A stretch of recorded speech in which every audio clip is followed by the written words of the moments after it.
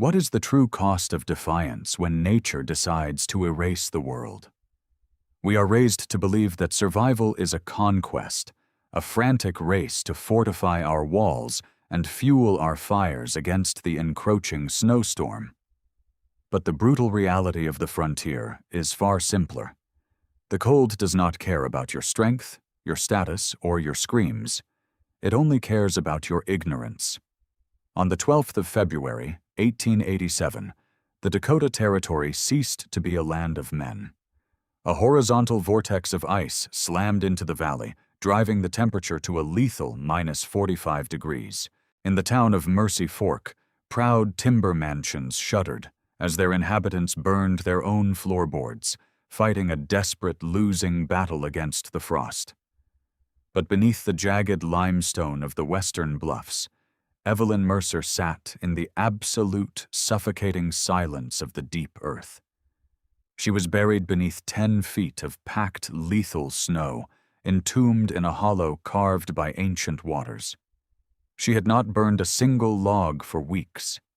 She possessed no fire to fight the winter, yet she sat comfortably in a light linen shift, her feet resting on warm stone, tending to a patch of green shoots that defied the frozen apocalypse above. While the town froze in its own arrogance, Evelyn had conquered the storm by becoming part of the mountain itself. How did a woman, abandoned to perish in a tomb of stone, harness the earth as a furnace, while those who mocked her turned into statues of ice? The answer lies in the terrifying, hidden stillness that the wind can never follow. The sky over the Dakota Territory in late November 1886 was not just gray, it was the color of a fresh corpse. The sun was a pale, dead coin suffocating behind thick layers of iron clouds. A heavy oak door slammed shut with a deafening crack, a sound like a rifle shot echoing across the empty plains. The vibration knocked a single dry leaf from the porch railing. It shattered instantly upon hitting the frozen mud. Evelyn S. worn leather boots scraped against the frost-heaved earth. A drop of moisture, squeezed from her eye by the biting wind, froze instantly on her lower lashes. Her bare, bloody phalanges gripped the coarse fabric of a single canvas sack. Evelyn stood on the open porch, the raw wind already slicing across the plains, tearing at the hem of her thin wool dress like a razor. The air was incredibly heavy, carrying the metallic, blood-like taste of an approaching freeze. The frost did not just touch the skin, it reached through the fabric, pulling the heat directly from her bones.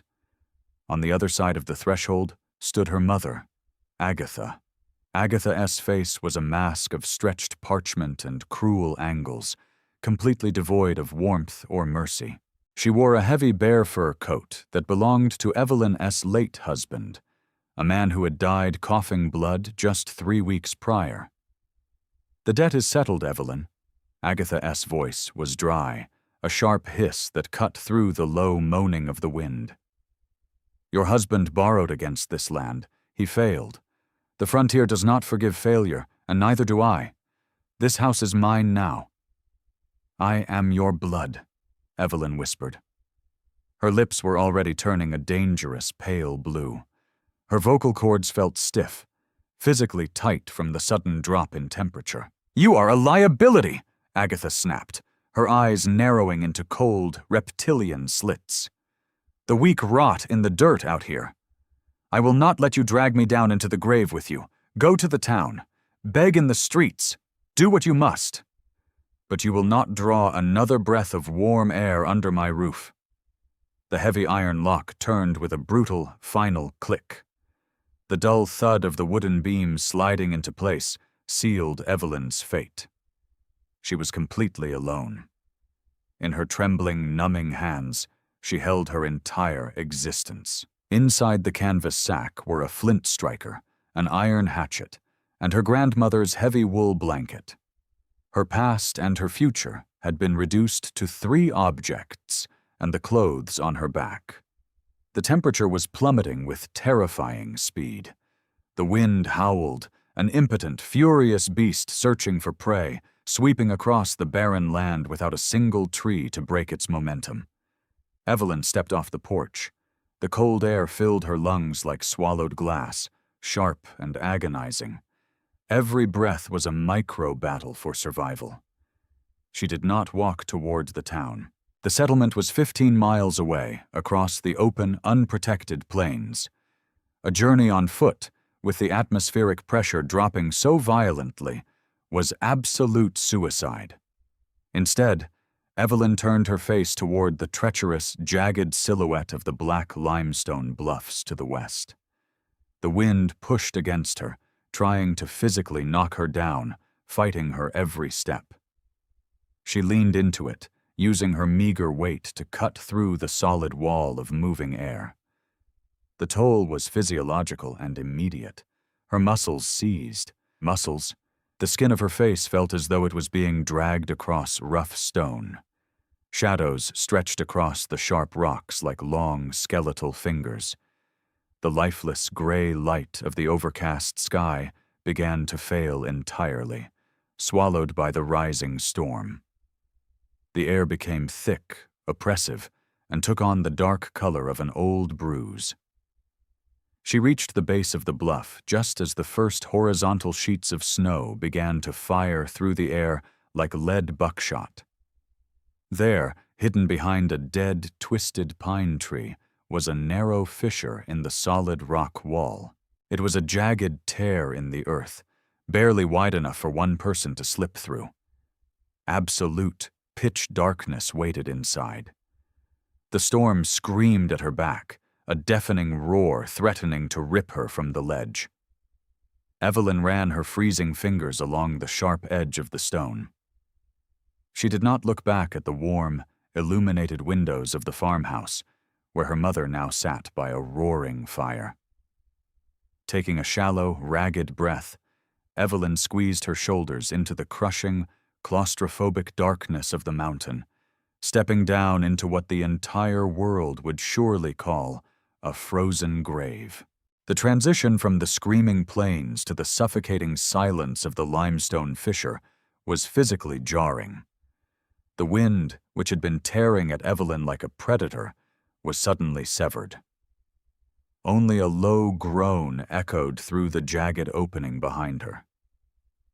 Total darkness swallowed her immediately. It was a dense blackness that pressed against her eyes. She slid down the rough limestone until her knees hit the solid rock floor. Her breath plumed invisibly into the pitch-black air. Every muscle trembled violently, a physiological rebellion against the freezing temperatures slowing her blood. But as the violent shaking subsided slightly, a strange sensation crept over her skin. It was not warmth, but an absence of the homicidal chill that had been slicing her skin moments ago. The air inside the fissure was damp and heavy, smelling of crushed minerals, fundamentally different from the atmosphere outside. She peeled off her soaked wool mittens. Her fingers were stiff, bruised into a terrifying shade of violent purple, her knuckles weeping thick blood. She pressed her bare palm flat against the cave wall.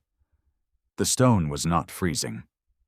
It radiated a faint, ancient equilibrium. This was the quiet, brutal physics of the earth. For 6 long months, the relentless summer sun had baked the bluffs, pouring heat into the massive limestone ridge. The mountain was an enormous natural battery. It had absorbed solar energy deep into its core, storing it in millions of tons of dense rock. Now, with the outside temperature plunging toward minus 30 degrees, the earth was stubbornly releasing that stored energy. While wooden houses in the valley were being stripped of heat by the ferocious wind, the cave maintained a constant temperature of approximately 10 degrees. Evelyn did not know the mathematical equations of thermodynamics, but her freezing body understood the raw truth of survival. She was sitting inside a giant earthen furnace. She fumbled blindly inside her canvas sack, her numb fingers slipping until they found the cold iron hatchet and the heavy flint striker. She gathered dry moss and dead roots accumulated in the corners.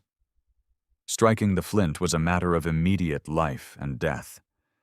Her hands trembled so violently she missed the steel twice, scraping skin off her thumb against the sharp rock. She forced her jaw shut, bearing down on exhausted muscles, and struck again. A brilliant spark leaped into the dark. The dry moss caught it, glowing like a tiny demon eye. Evelyn cupped it gently, blowing with shallow breaths. A fragile, dancing yellow flame pushed the darkness back, revealing the belly of the mountain. The fissure opened into a wider chamber, perhaps 20 feet across, with a ceiling curving upward like a fossilized rib cage. She fed the small fire with thicker roots and dried pine bark. The golden light cast long, sharp shadows that danced around her like silent phantoms. For the first time since her mother locked the heavy oak door, Evelyn felt blood move painfully through her extremities. The agonizing throb in her fingers meant the tissue was not yet dead. But the reprieve was a dangerous illusion. The ticking clock of the frontier winter had not stopped. Geothermal heat was enough to prevent her from freezing solid within the first hour, but absolutely not enough to keep her alive through January. The air inside the cave was stagnant and loaded with heavy humidity. Moisture is a ruthless conductor of temperature. As the blizzard raged outside, freezing air would inevitably creep down the entry tunnel, wrapping around her like a wet shroud.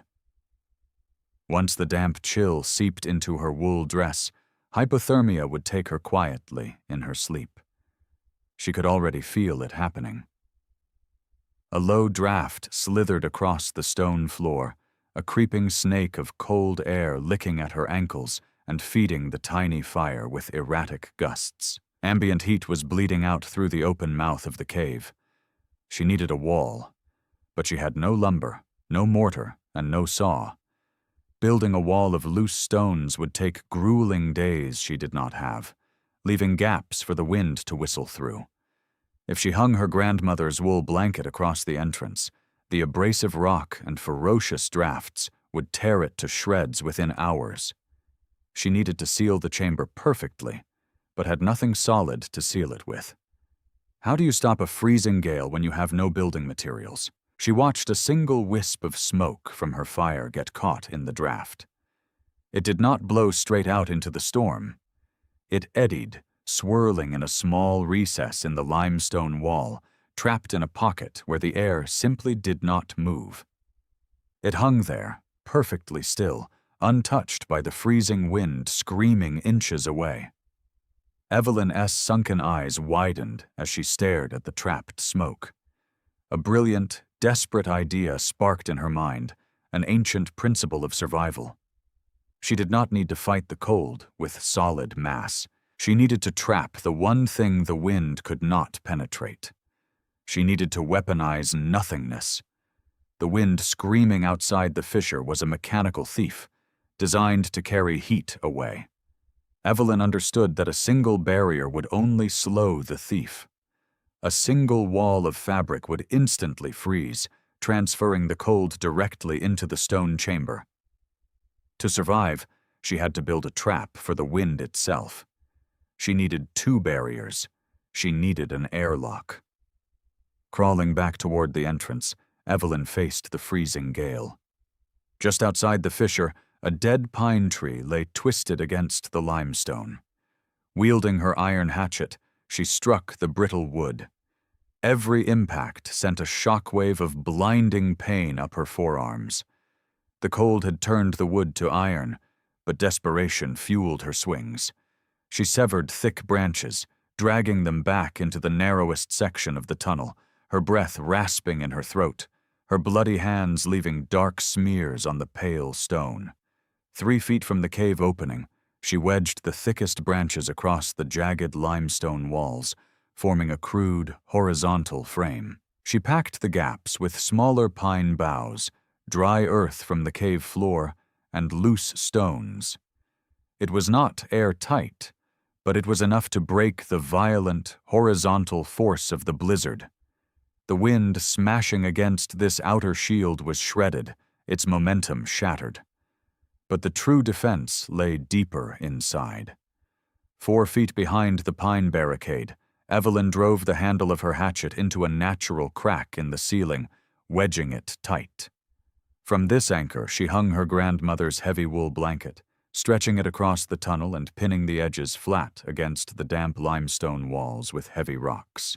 She had created a vestibule.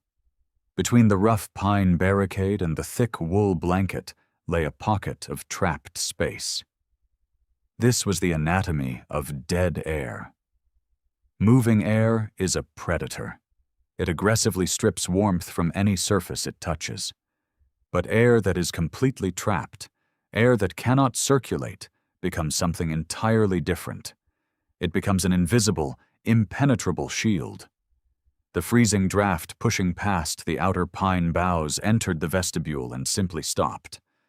It hit the wool blanket, but without the momentum of the wind, it lacked the kinetic energy to force the cold through the thick fibers. The pocket of dead air absorbed the chill, refusing to pass it into the main chamber. Evelyn retreated behind the wool curtain and watched the flames of her small fire. Only minutes ago, the draft had violently whipped the fire into erratic, smoking gusts. Now, the yellow flame stood perfectly straight. The smoke rose in a calm, unbroken pillar toward the ceiling. The airlock was holding. The invisible shield of dead air was locking the geothermal heat of the mountain inside the chamber, while keeping the homicidal winter entirely out. 15 miles away across the frozen plains, the situation was fundamentally different. Agatha sat in the grand parlor of the farmhouse, wrapped in 3 layers of heavy bear fur. In the massive stone fireplace, 3 massive oak logs burned with a roaring, aggressive heat. The fire was large enough to roast a calf, yet Agatha's teeth chattered violently. She possessed immense thermal energy, but she lacked an understanding of the physics of cold. The farmhouse was built of proud, sawn timber, a symbol of civilization. But in the extreme negative temperatures, the wood contracted. Invisible seams opened around the window frames, beneath the baseboards, and between the floor planks. The violent blizzard outside created a massive pressure vacuum, actively sucking the heated air up the chimney and forcing freezing wind through every microscopic crack in the walls. The moving air inside the farmhouse relentlessly hunted the heat.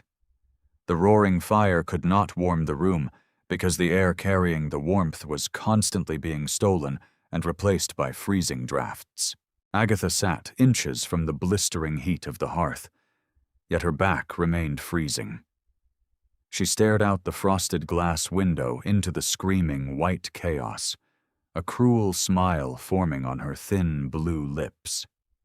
She calculated that her daughter's heart had likely stopped beating an hour ago, her body already a frozen, rigid statue buried beneath the drifting snow. But deep inside the limestone bluffs, the supposedly dead woman was removing her heavy boots. Evelyn sat near the dancing fire. The heavy humidity of the cave was no longer a death sentence. Trapped behind the dead airspace, it was becoming a blanket. The ambient temperature was slowly, steadily rising, stabilizing as the geothermal heat saturated the sealed chamber. Her cracked skin began to soften. The violent shivering in her chest finally eased into a deep, exhausted sigh. She leaned her head against the warm stone, listening to the muffled, distant roar of the blizzard that could no longer reach her. She had not just survived the first night. She had engineered a sanctuary. January descended upon the territory not as a season, but as a sustained physical assault. For 3 unbroken weeks, the blizzard raged without a single hour of mercy. The world outside the limestone bluff ceased to exist, replaced by a screaming white void. Inside the deep chamber, Evelyn faced a new, invisible enemy. With her scavenged firewood supply fiercely rationed, she could no longer afford the luxury of a dancing yellow flame. She maintained only a small, shallow bed of dimly glowing coals. When those embers faded, total, absolute darkness claimed the space. It was a heavy, sensory-depriving blackness that pressed physically against her eyes. When the muffled howling of the storm occasionally paused, the silence inside the earth became a ringing, high-pitched scream in her ears. She was entirely entombed. The claustrophobia was a tangible weight on her chest. The stone walls, which had initially felt like a comforting embrace, now resembled the closing jaws of a leviathan. She tracked the passing of time by carving shallow notches into a piece of pine bark with the edge of her hatchet, relying on the rhythm of her own heartbeat to remind her she was still alive. But madness was a slow death. Asphyxiation was immediate. Her small ember bed, essential for melting snow for drinking water, produced a steady, creeping smoke. In a sealed, deeply insulated chamber, this smoke was a lethal trap. If the heavy, toxic gases pooled near the floor, she would simply slip into unconsciousness and never wake up. Every single time she added a twist of dry moss to the coals, she gambled with suffocation. The ticking clock of the frontier was no longer measuring the temperature, it was measuring the oxygen. She had to engineer a safe exhaust without breaking her vestibule airlock. Evelyn spent hours studying the vaulted ceiling by the dim, red glow of a single ember. Heat rises. The warm air from the coals carried the smoke upward, where it spread across the cold limestone roof, cooling and slowly descending back toward the floor. She needed a thermal chimney. Dragging her fire pit stone by stone, she relocated her camp to the deepest, narrowest apex of the chamber. Directly above this spot, she had located a hairline fracture in the bedrock, a microscopic fault line leading upward through the bluff. By concentrating the intense heat of the coals directly beneath this narrow crack, she manipulated the laws of thermodynamics. The rising column of hot air expanded violently as it hit the funnel-shaped ceiling, creating a localized high-pressure zone. This pressure forced the toxic smoke directly into the rock fissure, venting it safely to the surface far above. Meanwhile, the heavier, clean, oxygenated air remained stable near the floor where she breathed. The smoke curled perfectly upward, a flawless, life-saving draft engineered entirely in the dark. Outside, the winter was a blind, ruthless predator. It hurled millions of tons of snow and ice against the bluff, clawing furiously at the limestone, desperately searching for a weakness, a crack, a victim. It howled its frustration into the night. But it could not bite through the ancient stone shell. The mountain simply absorbed the blows. Yet the cave had only provided a pause. Simply existing in the suffocating dark, counting heartbeats, was not surviving. It was merely a slower form of dying. To truly defeat the winter, and the mother who had condemned her to it, Evelyn needed more than just a warm breath. She needed light, sustenance, and a reason to keep breathing.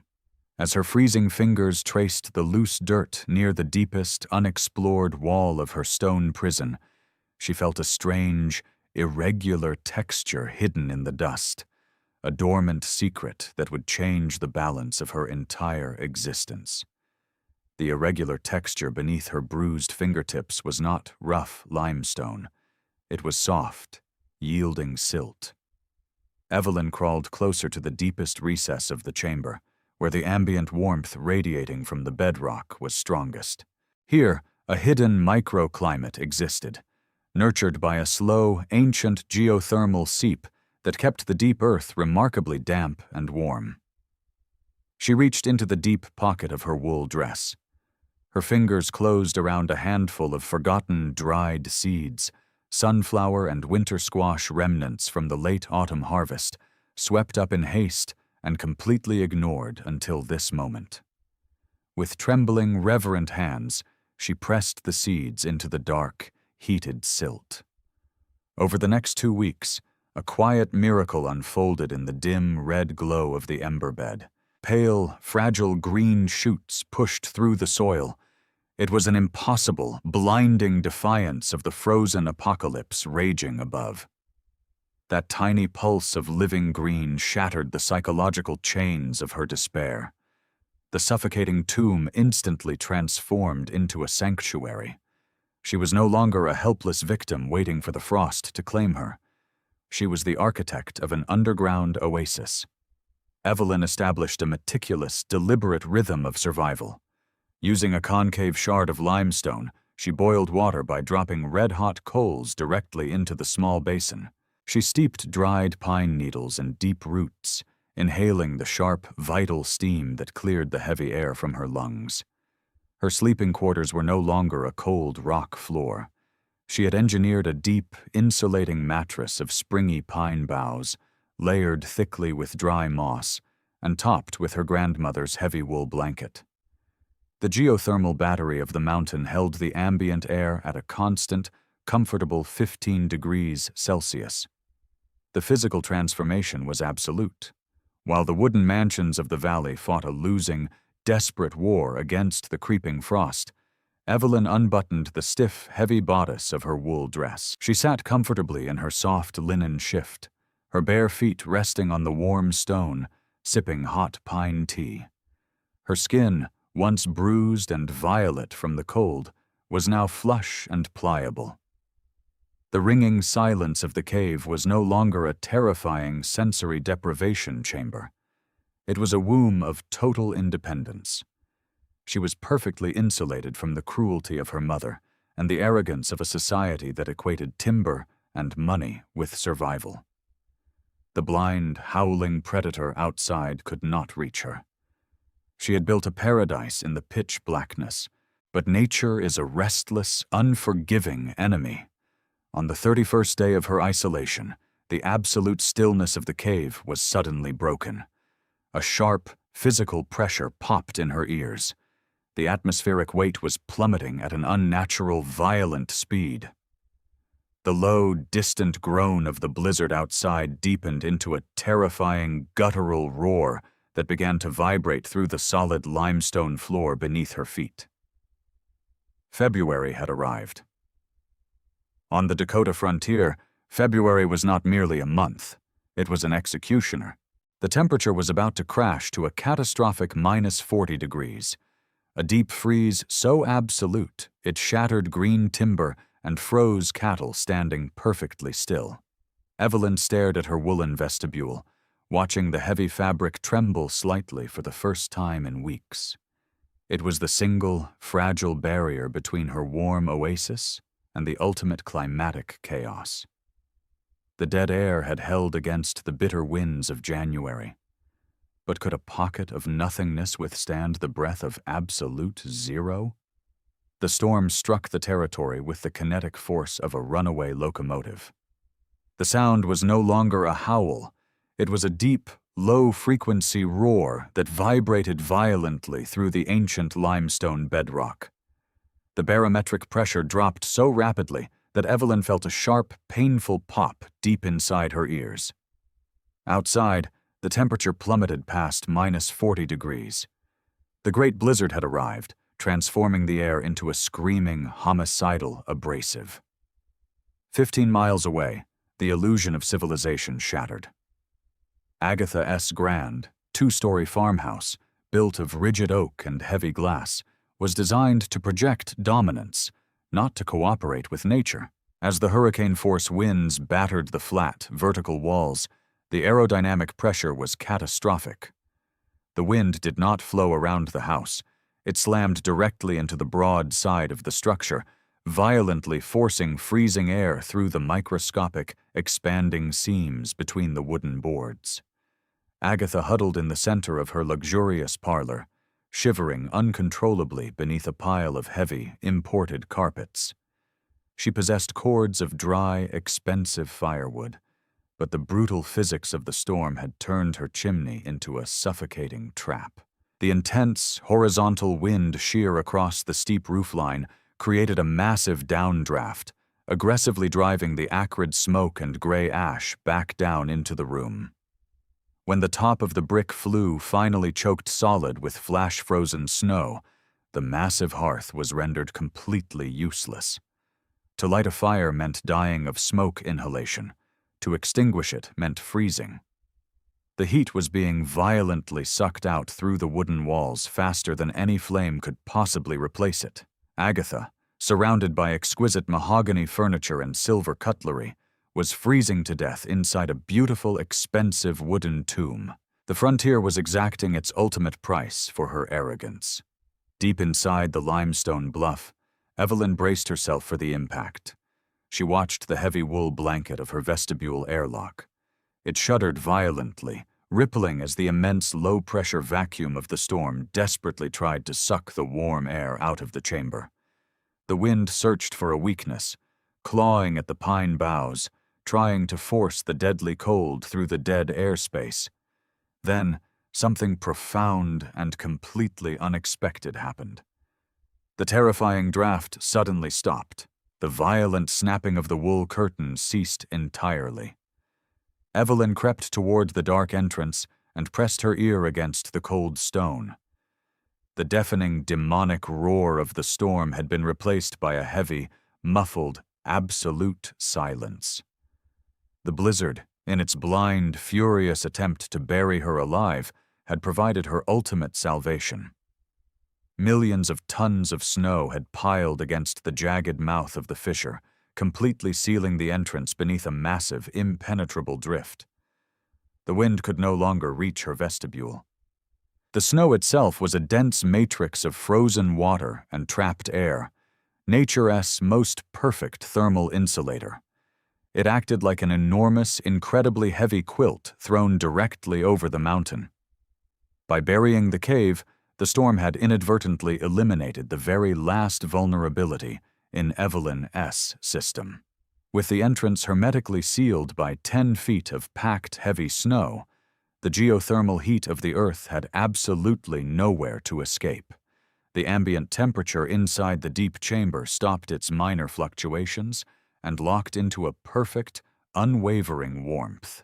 The heavy, insulated air settled around her like a physical embrace. Evelyn sat down beside her glowing embers, surrounded by her small, miraculous oasis of green shoots reaching upward from the warm dirt. Above her, a cruel society that worshipped pride and timber was being systemically erased by the blind forces of nature. Below the earth, a woman armed with nothing but the unyielding laws of physics, thermal mass, and a fierce will to survive breathed slowly, closing her eyes in absolute, triumphant peace. The storm finally broke on the 7th morning. A terrifying, alien world lay beneath a sun that felt like a distant, cold, silver coin. The prairie had been completely erased, sculpted into monstrous, sweeping drifts that reached the rooftops of the town. In the silence of the aftermath, Evelyn emerged from the mouth of her sanctuary. She had to carve her way upward through 10 feet of densely packed crystalline snow, a grueling labor that left her muscles burning but her spirit clear. When she finally crested the drift and stepped out into the blinding, crystalline light, the world felt like a graveyard. The town of Mercy Fork was gone, buried beneath a shifting white ocean. The grand farmhouse where her mother had held power sat silent, partially collapsed under the sheer, brutal weight of the snowdrifts that had piled against its windward walls. The prideful timber frame had failed where the mountain had endured. Evelyn walked down the slope, her movements steady and measured. She felt no malice, no sudden urge for vengeance. Her survival had moved beyond the need for human validation. She reached the farmhouse just as the first survivors began to emerge from the broken remnants of their homes. They were gaunt, black-limbed from frostbite, and broken by the realization that their wealth had been useless against the pressure of the air. When Agatha finally stepped onto the ruined porch, her bare fur coat was in tatters, and her face was a map of cold-induced agony. She stared at Evelyn, who stood before her healthy, clear-eyed, and radiating the calm heat of the earth. And for the first time, the older woman's arrogance flickered and died. She looked at Evelyn not with hatred, but with a hollow, incomprehensible terror, realizing that while she had spent the winter fighting to preserve a facade of status, her daughter had spent it mastering the laws that governed life itself. Evelyn offered no words of comfort or reproach. She simply watched the townspeople begin the slow, painful process of digging out the frozen remains of their livestock and their ruined lives. She did not need their approval, nor did she need their house. She held a secret they would spend their lives failing to understand: that nature was not a villain to be beaten, but a blind force to be interpreted. She turned away from the wreckage and began the climb back toward the limestone bluffs. She was going back to the stone. She was going back to the constant temperature, the quiet, and the green shoots that grew in the dark. Years later, the legend of the woman who lived in the mountain would spread throughout the territory. People would eventually learn the mechanics, the thermal mass, the dead air spaces, the geothermal secrets of the deep earth. But they would always miss the point. They would try to build caves with stoves and chimneys, fighting the cold, while Evelyn had simply invited it to pass by. The cave remained. The air inside stayed a constant, gentle warmth, indifferent to the summer heat or the gales that continued to scour the plains. It became a monument, not to defiance, but to an absolute, uncompromising understanding of the world. Evelyn Mercer lived the rest of her days in that mountain, a woman who had taught the frontier that the most radical, powerful solutions do not lie in fighting the world, but in finding the stillness where the wind can never follow. The blizzard had tried to bury her. Instead, it had paved the way for her to become the only person in the territory who was truly, profoundly free.